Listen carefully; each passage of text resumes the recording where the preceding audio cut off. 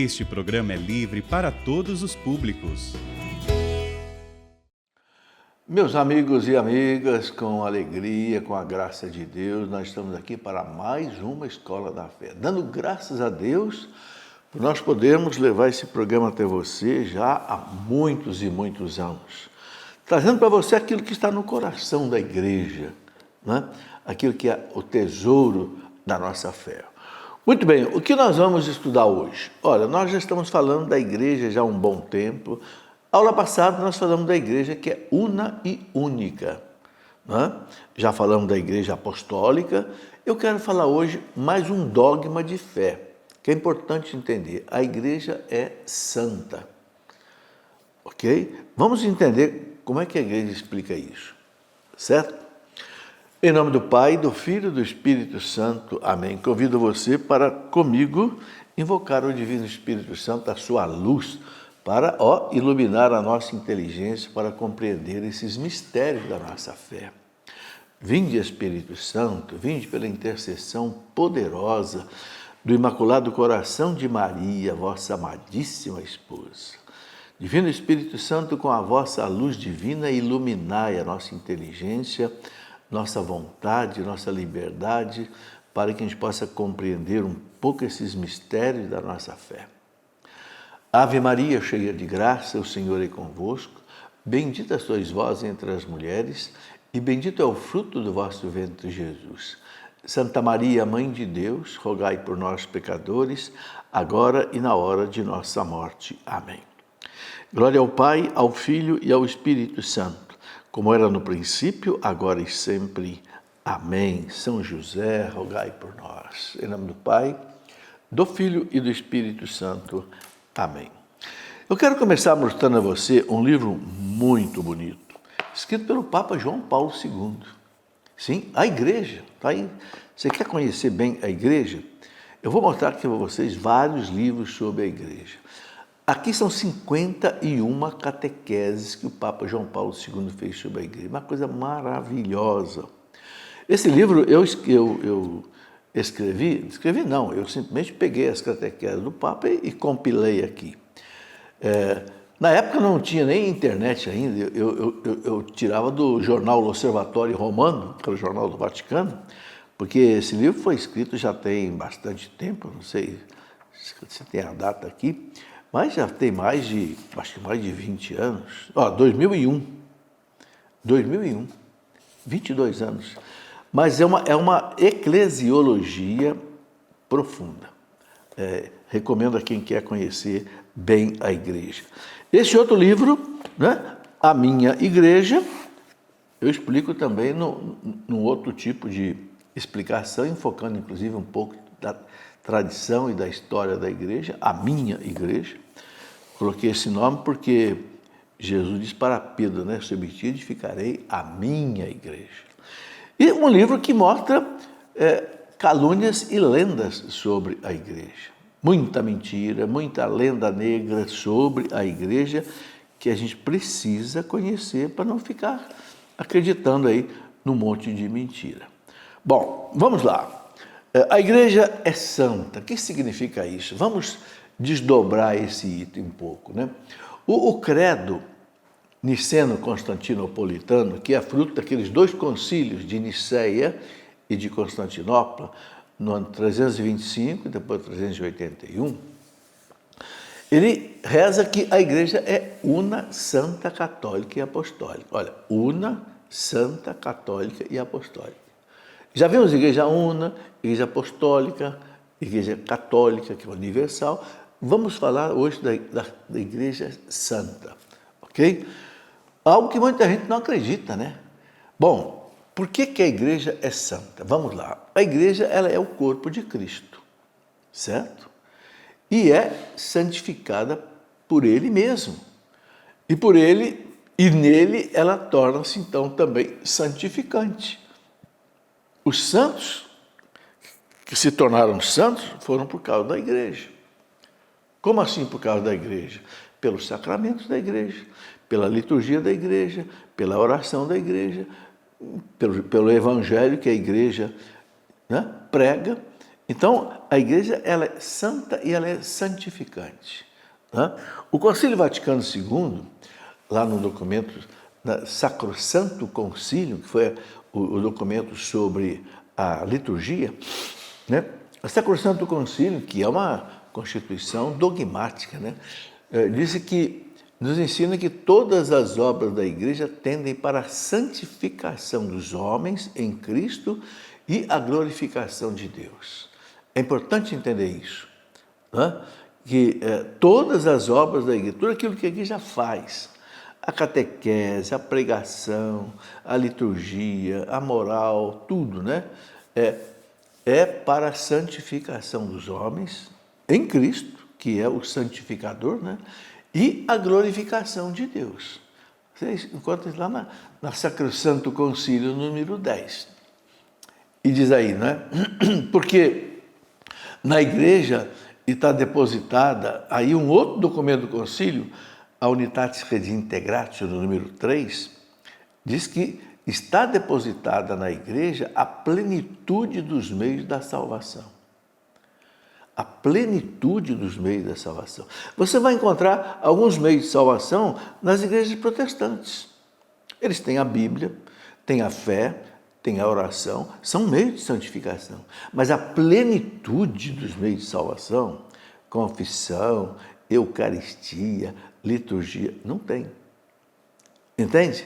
Então, a Sacrosanto Concílio, a Unitatis Redintegratio do Concílio Vaticano II, deixa isso bem claro para nós. Então, portanto, na igreja, nós precisamos entender isso, que nós, como diz de novo o Concílio Vaticano II, lá na Lumen Gentium, 48, é na igreja que nós adquirimos a santidade pela graça de Deus. Então, a igreja ela é santificante. Né? Bom, o Catecismo da Igreja, no parágrafo 823, o Catecismo, que é hoje, né, a nossa guia, né, a nossa bússola em termos de doutrina, o Catecismo diz no parágrafo 823 o seguinte, aspas, a Igreja é, aos olhos da fé, indefectivelmente santa. O que quer dizer indefectivelmente? Sem defeito. A igreja é indefectivamente santa, pois Cristo, Filho de Deus, que com o Pai e o Espírito Santo é proclamado o único santo, né? Ele amou a igreja com a sua esposa, por ela se entregou com o fim de santificá-la. São Paulo fala isso, né? Lá na carta aos Efésios, no capítulo 5, versículo 25, São Paulo fala, né? Maridos, amai as vossas esposas como Cristo amou a igreja e se entregou por ela para santificá-la. Daí, por que a igreja é santa? Porque Cristo a santificou com a sua morte, com o seu sangue. Né? Diz aqui ainda, uniu-a a si mesmo como seu corpo e comulou-a com o dom do Espírito Santo, para a glória de Deus. Então, veja, a igreja é a esposa de Cristo, é o corpo de Cristo, né? E o Espírito Santo é a alma da igreja. Você conhece muito bem aquele canto antiquíssimo que eu aprendi a cantar desde que eu era criança, né? O canto do Espírito Santo, vós sois a alma da igreja. Vós sois a alma da igreja, a nós descei divina luz. Conhece esse canto, né? Em nossas almas acendei o amor de Jesus.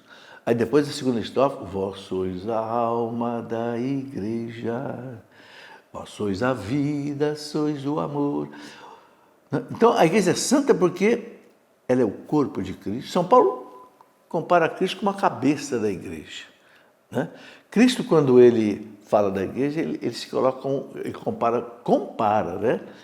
É uma alegoria, ele compara com uma árvore, onde ele é o tronco, né? E nós somos os ramos. E o Espírito Santo é essa seiva que alimenta toda a árvore, né? Aí está o porquê da igreja ser santa. Bom, a igreja unida a Cristo é santificada por Ele. Já falei, né?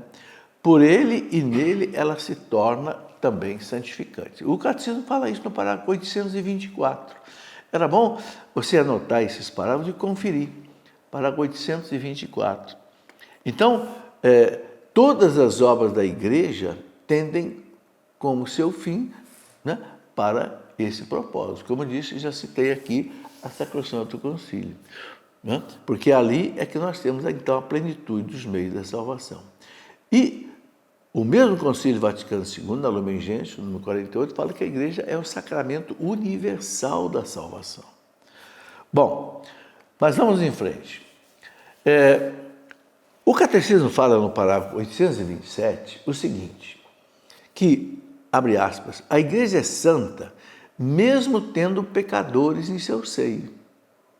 Veja bem, pois ela não possui outra vida senão a da graça. É vivendo de sua vida, que os seus membros se santificam. Então, isto equivale a dizer o seguinte, que os pecados dos filhos da igreja não tiram a santidade da igreja. Então nós temos que entender duas coisas. Existe a pessoa da igreja com P maiúsculo, como dizia Dom Estevão Bittencourt, existem as pessoas da igreja com P minúsculo, que somos nós. A pessoa com P maiúsculo é a instituição divina, né? Cuja cabeça é Cristo, cuja alma é o Espírito Santo. As pessoas somos nós, os filhos da igreja. Mas os pecados dos filhos não ferem a mãe. Eu pergunto, você tem mãe, tem pai, né? Quem tem? O seu pecado passa para o seu pai, para a sua mãe? Não, o pecado é seu. Entendeu? Então, a mãe igreja, ela não toma para si os pecados dos seus filhos. O pecado é dos filhos. Né? São Cipriano de Cartago, que morreu no ano 258, São Cipriano foi bispo de Cartago, mártir, né? Lá no comecinho da igreja, né? Ele nasceu no século II, morreu no século III. Ele já dizia lá no seu tempo o seguinte, o fato, veja essa citação lá do comecinho da igreja, São Cipriano de Cartago, o fato de brotarem no seio da igreja cardos e espinhos não deve abalar a nossa fé, nem arrefecer a nossa caridade, afastando-nos também da igreja. Essa citação é muito importante para hoje. Vou repetir, abre aspas, o fato de brotarem no seio da igreja cardos e espinhos, ou seja, pecados, né? Não deve abalar a nossa fé, nem arrefecer a nossa caridade, afastando-nos também da igreja. Então, muita gente hoje se afasta da igreja por causa dos espinhos, dos cardos, né? Ou seja, dos pecados que existem dentro da igreja. Mas o pecado não é da igreja, são os filhos da igreja. No ano 2000, quando o Papa João Paulo II quis pedir perdão ao mundo pelos pecados, ele não pediu perdão pelos pecados da igreja, pediu perdão pelos pecados dos filhos da igreja. Você entendeu? A igreja sempre teve filhos santos, e filhos muito pecadores. Por isso que o próprio governo da igreja pode ter errado muitas vezes, por causa dos pecados. Você vê hoje a mesma coisa. Mas eu repito aqui o que está dizendo aí o nosso grande São Cipriano. Não é por causa disso que a gente vai, né, arrefecer na fé e na caridade. Não. E por isso abandonar a igreja. O que devemos é esforçar-nos mais e mais para nós sermos trigos e não joio, né? E para nos tornarmos mais e mais fecundos com o nosso trabalho. É o que diz o próprio São Cipriano. Ele continua dizendo que nós devemos é esforçar-nos mais e mais para nós sermos trigos, né? Não joio, e para nos tornarmos mais e mais fecundos com o nosso trabalho. Né? Os santos nunca desanimaram por causa dos pecados da igreja, pelo contrário. Pelo contrário. Quando você estuda a vida de São Francisco, São Domingos, Santo Antônio de Pádua, esses grandes gigantes da igreja, né? Eles trabalharam muito exatamente por causa do tempo de muito pecado dos filhos da igreja. Pecado no clero, pecado nos bispos, pecado até nos cardeais. Né? É muito interessante isso. Bom, na profissão de fé, né, solene, né, chamado Credo do Povo de Deus, do Papa Paulo VI, esse Credo do Povo de Deus, o Papa Paulo VI, ele escreveu em 1968, quando ele percebeu que depois do Concílio Vaticano II, que acabou em 1965, começou a haver muito desvirtuamento. E muitas heresias mesmo, surgiu aquele famoso catecismo holandês, que tinha erros de doutrina. Então o Papa escreveu o Credo do Povo de Deus, a minha profissão de fé, onde ele explicou o credo.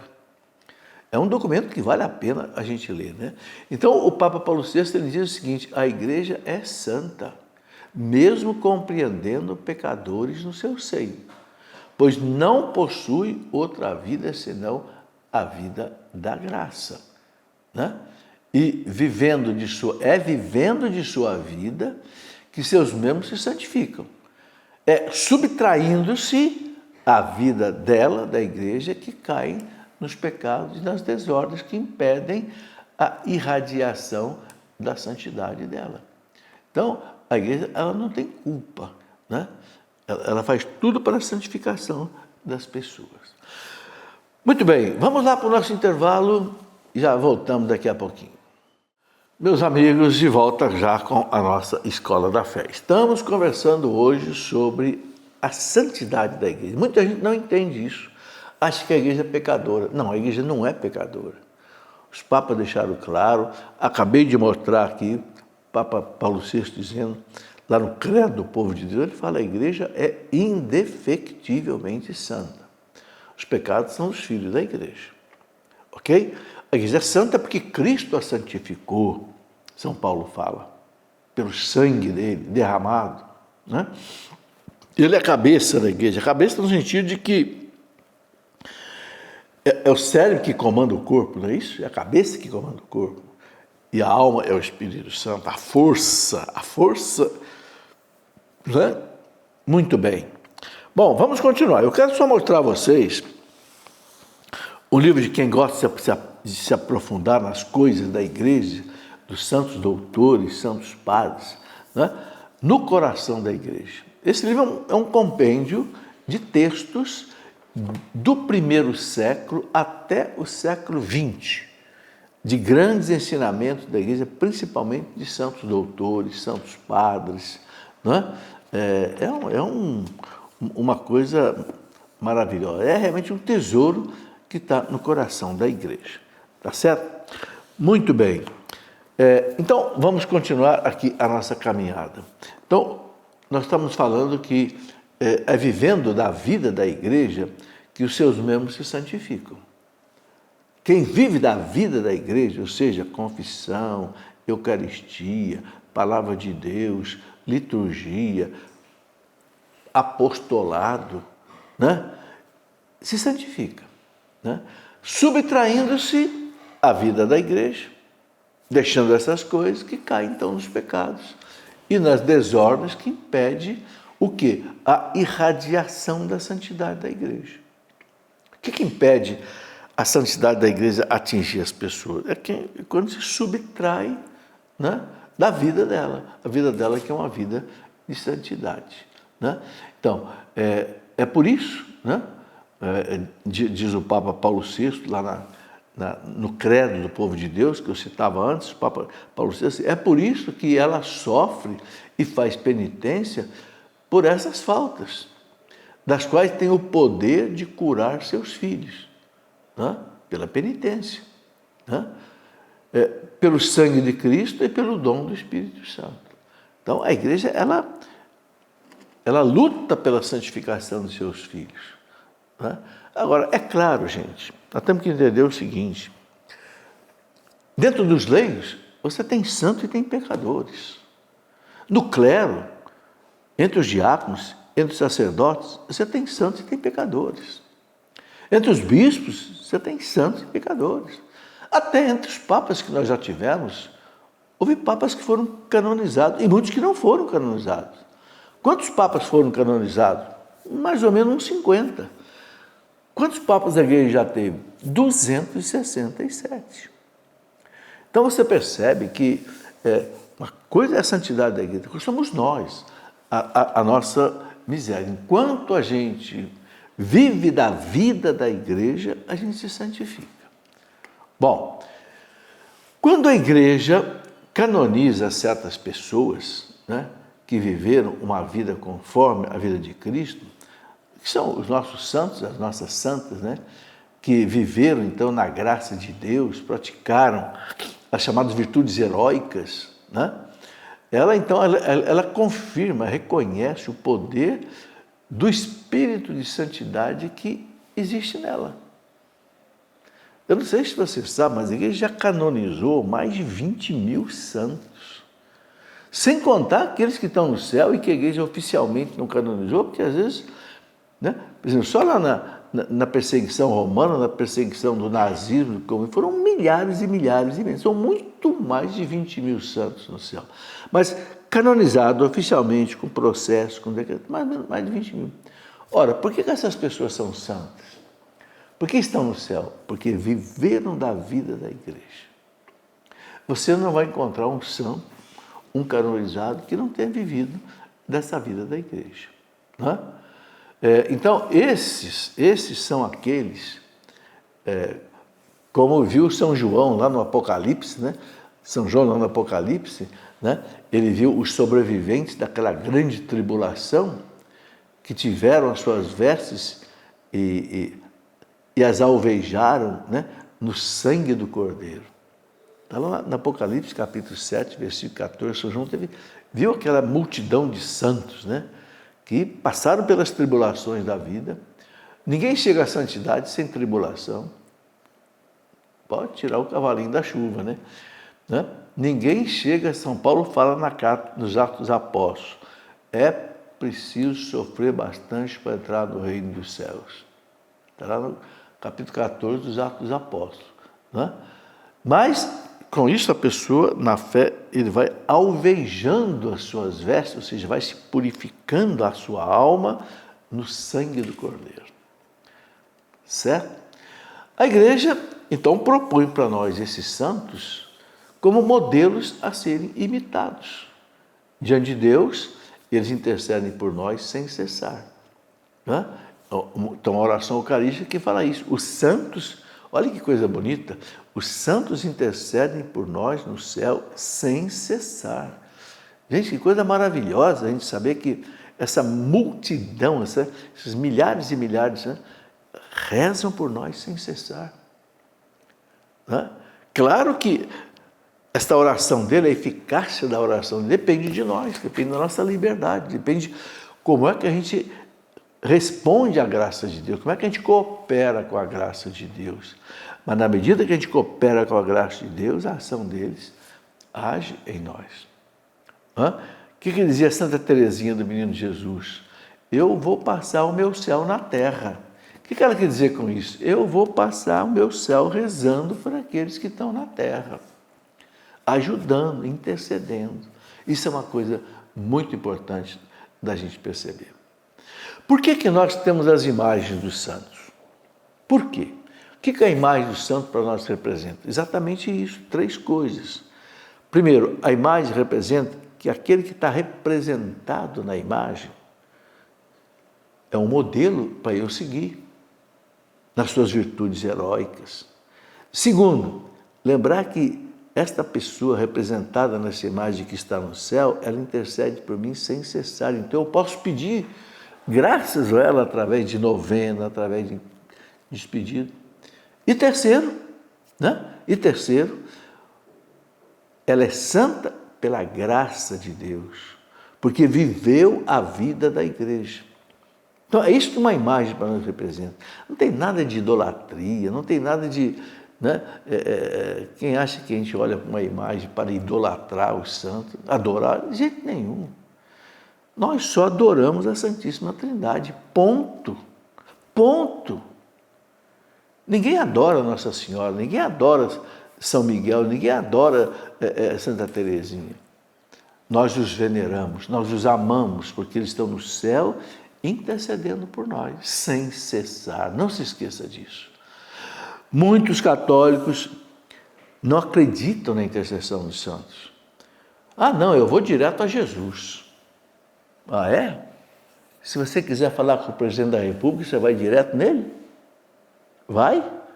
Ou será que você vai primeiro num vereador, o vereador te leva num deputado estadual, o deputado estadual te leva a um deputado federal, um deputado federal te leva a um senador, o senador te leva a um ministro, o ministro te leva ao presidente da República? Fantasiando um pouco, não é assim? Gente, o poder da intercessão é um negócio que nós não entendemos.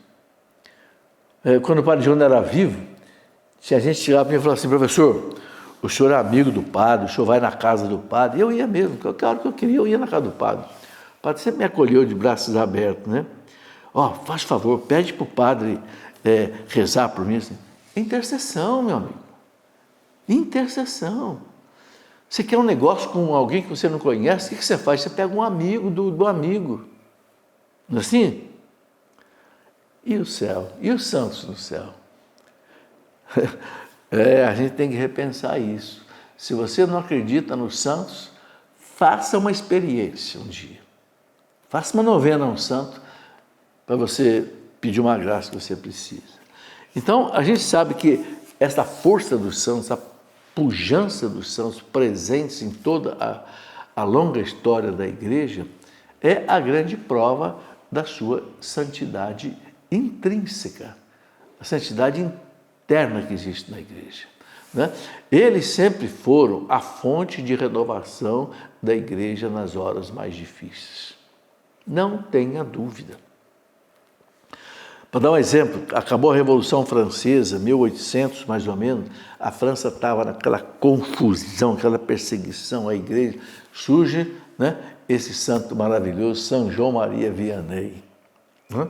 Vai lá para o fim do mundo da França, lá em Arges, ali, ele levanta a Igreja, a ponto de cardeais irem ali. Por isso que o Papa João Paulo II dizia uma coisa muito forte, que a força mais poderosa para levar Cristo aos homens é a santidade. É muito importante a gente entender isso. Os santos é que abalaram o mundo. Existe um livro, vale a pena ler esse livro, é de um autor chamado René Philipp Miller. Se não me engano, ele era um jornalista austríaco. E ele escreveu os santos que abalaram o mundo. Ele pegou Santo Antão do Deserto, lá dos anos 200 e pouco, né? Santo Agostinho, Santa Teresa d'Ávila, São Francisco de Assis e Santo Inácio de Loyola. 5 santos. Abalaram o mundo. Gente, nenhum desses santos usou automóvel, nem microfone, nem rádio, nem televisão, nem internet, nem avião, nada. Mas por que esses homens abalaram o mundo? Como a Santa Teresinha do Menino Jesus, que viveu 9 anos dentro de um Carmelo. Por que abalaram o mundo? Porque eram santos. Então, daí nós temos que tirar uma lição muito grande. Se você quer ajudar Cristo na evangelização, a primeira coisa que você tem que procurar é ser santo. Não é o que dizia Monsenhor Jonas, ou santos, ou nada. Né? Claro, a gente não é santo, a gente tem que buscar santidade. Né?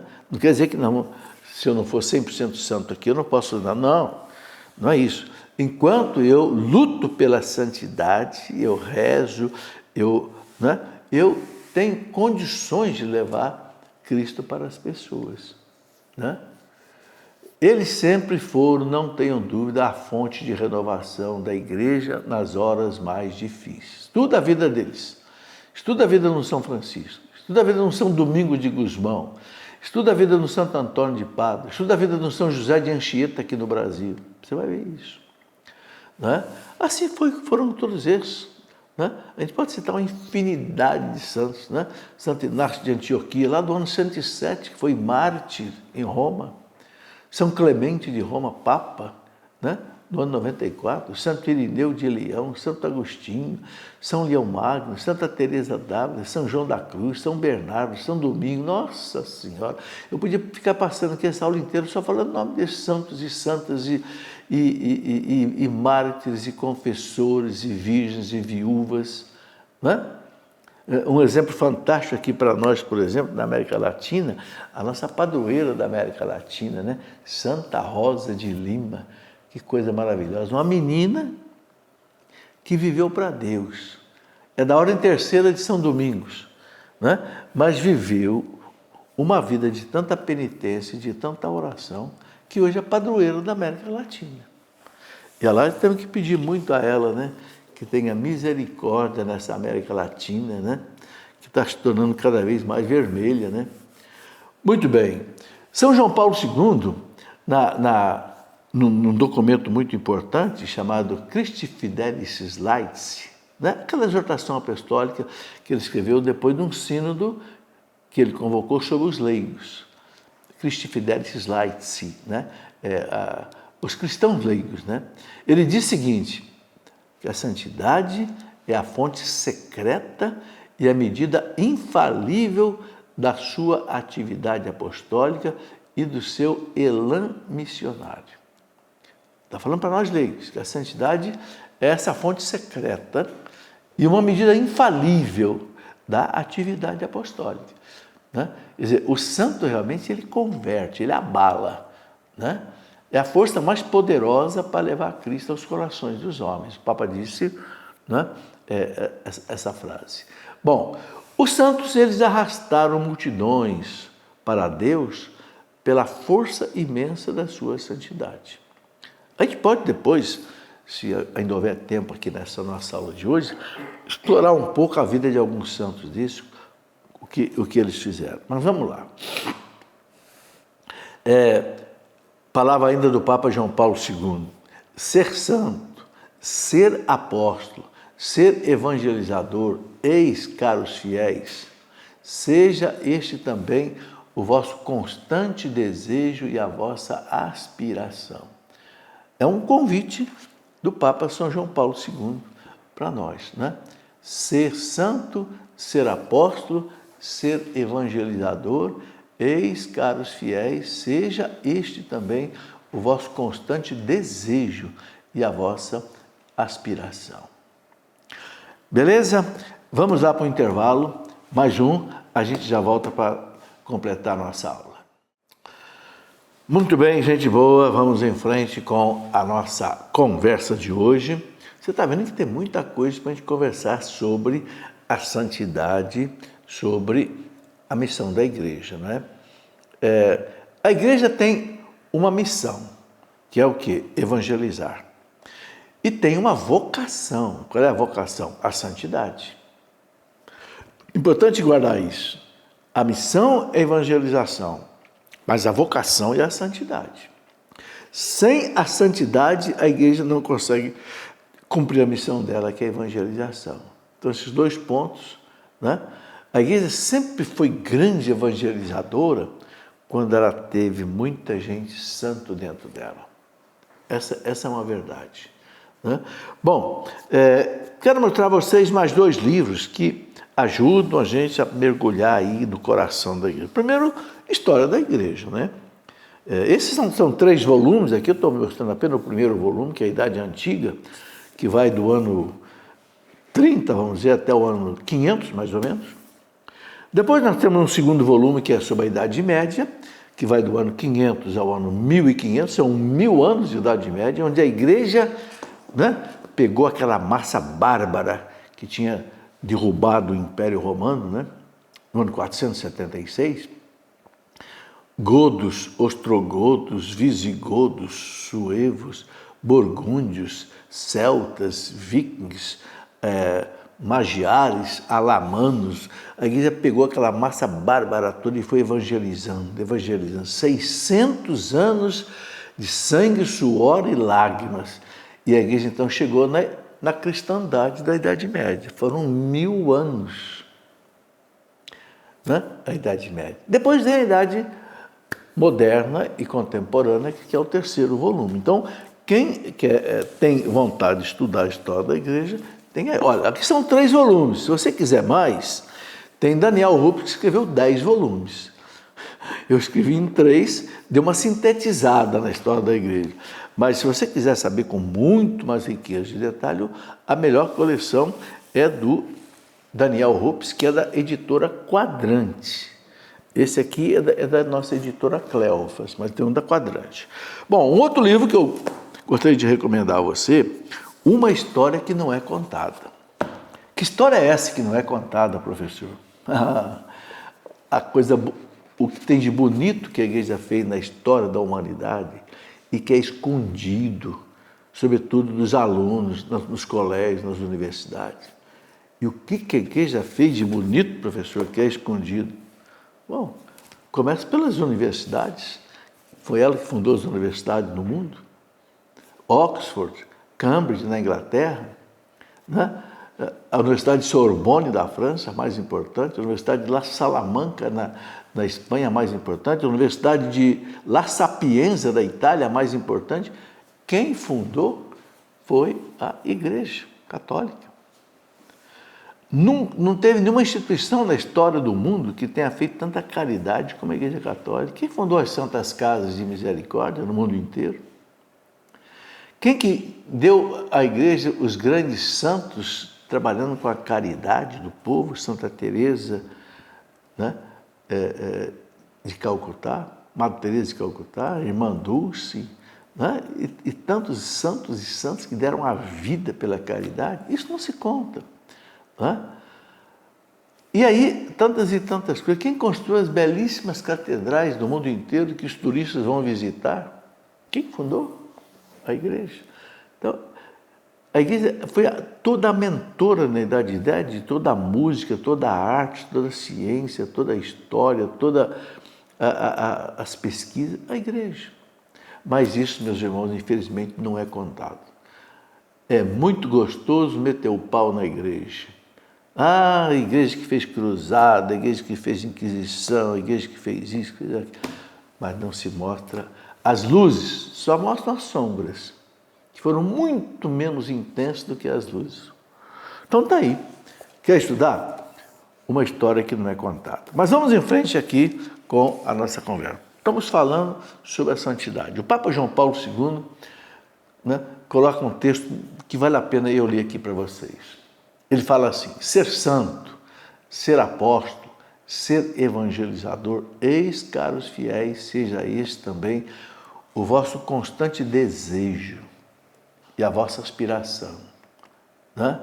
Ele fala, desde as suas origens apostólicas, a igreja escreveu e continua a escrever uma história de santidade. É verdade.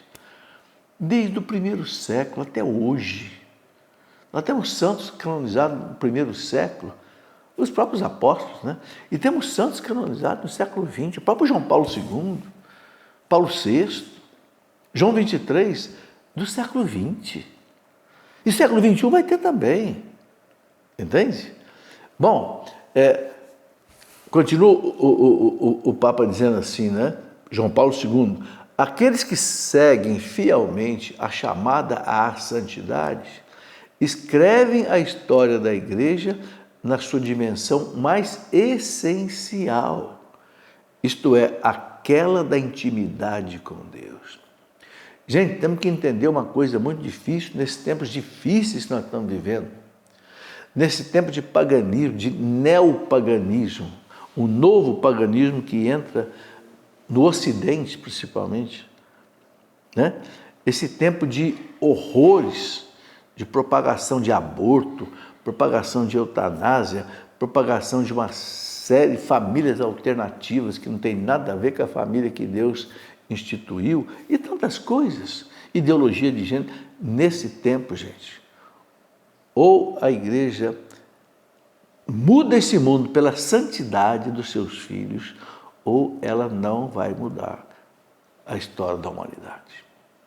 Veja o que diz aí o Papa João Paulo II, aqueles que seguem fielmente a chamada à santidade, escrevem a história da igreja na sua dimensão mais essencial, escrevem a história da igreja na sua dimensão mais essencial, isto é, aquela da intimidade com Deus.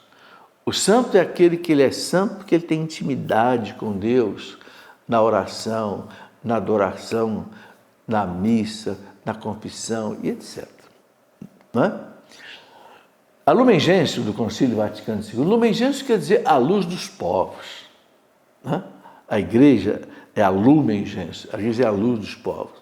Ela afirma o seguinte, abre aspas, lá no item 41, todos os fiéis cristãos são, pois, convidados e obrigados, olha aí, a procurar a santidade e a perfeição do próprio estado. Então, buscar a santidade não é algo facultativo.